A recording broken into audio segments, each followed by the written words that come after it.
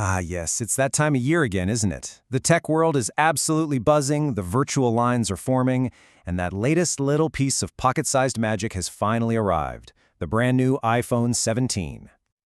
And there it is.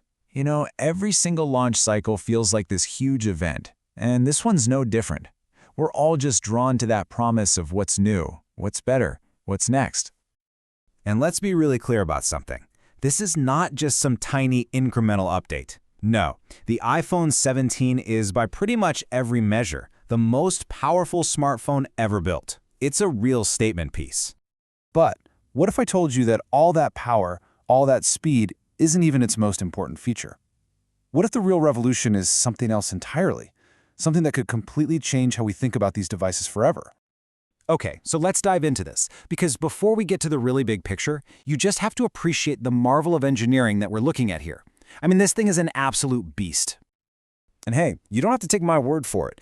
Tom's Hardware put it pretty bluntly. The new A19 chip isn't just the fastest mobile processor, it's the fastest single-core CPU in the world, period. It's beating full-on desktop chips, and, get this, it's doing it without even needing a fan. But that raw power is really only half the story. The real magic is in the efficiency. Look at this. The A19 chip just sips about 4 watts of power. To put that into perspective, those high-end desktop chips need more than 10 times that amount of energy just to keep up. It's not just a step forward, it's a giant leap in what's possible. And the innovation doesn't stop at the chip, not by a long shot.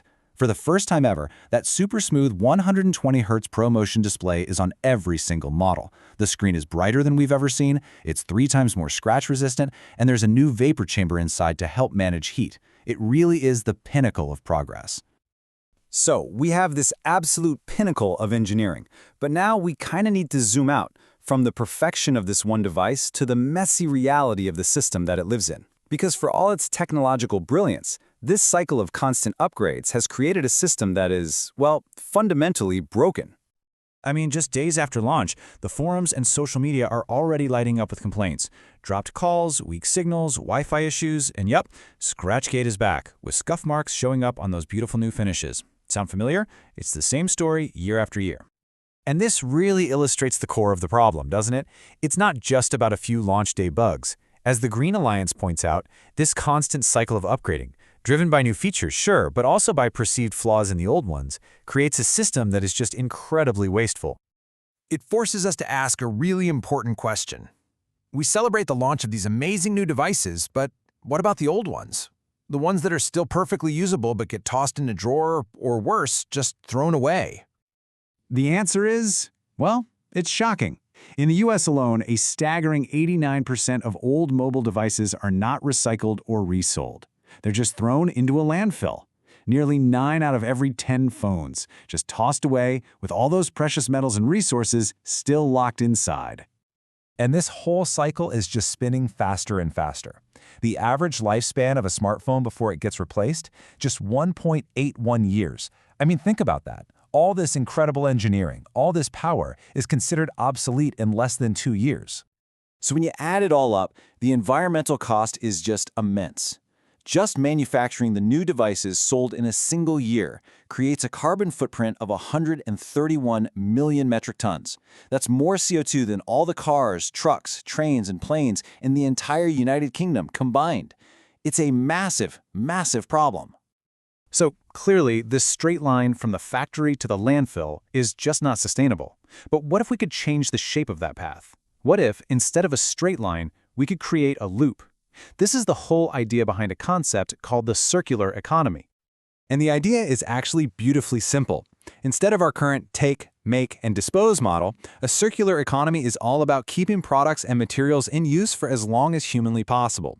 Think of it less like a disposable cup and more like a library book. It gets used, returned, and then used all over again. And the impact of this is immediate and it is massive. Since most of a device's carbon footprint comes from making it in the first place, just keeping your phone for 1 extra year cuts its lifetime CO2 impact by nearly a third. That is a huge win from a single, simple choice. So, how do we actually make this happen? Well, a circular economy isn't just some hopeful idea. It's built on real, practical strategies that can make our devices last longer. Let's look at a couple of key ones. Okay, one of the most critical factors is software support. A phone is really only as good as its last update, right? Unsupported operating systems have almost no resale value because they can't run modern apps and they're huge security risks. Now, this is one area where iPhones have historically done very well, getting updates for much longer than a lot of their competitors. And then there's the physical design itself. I mean, how easy is it to actually fix the device when something goes wrong? Just consider this. Replacing the screen on the old iPhone 3GS was a 15-minute job, but on the much less modular HTC One, it was a 90-minute ordeal. That one design choice is the difference between a quick, affordable repair and a phone that just gets thrown away. But you know, this isn't just about saving the planet, although that's obviously a huge part of it. A circular economy has direct, tangible benefits for you, the user. It really affects your wallet and your overall experience. Okay, so here is the real aha moment. Let's compare a 2-year-old flagship phone, the Galaxy S3, with a brand new budget phone, the Moto E.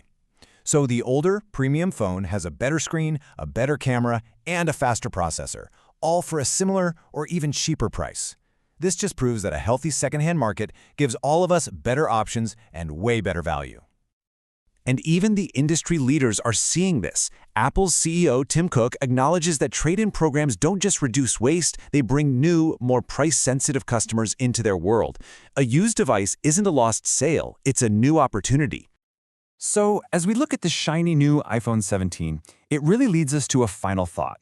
We're always chasing the next big thing. But maybe the most revolutionary innovation isn't a brand new device at all, but finding a smarter, more sustainable, and more valuable way to use the incredible technology we already hold in our hands.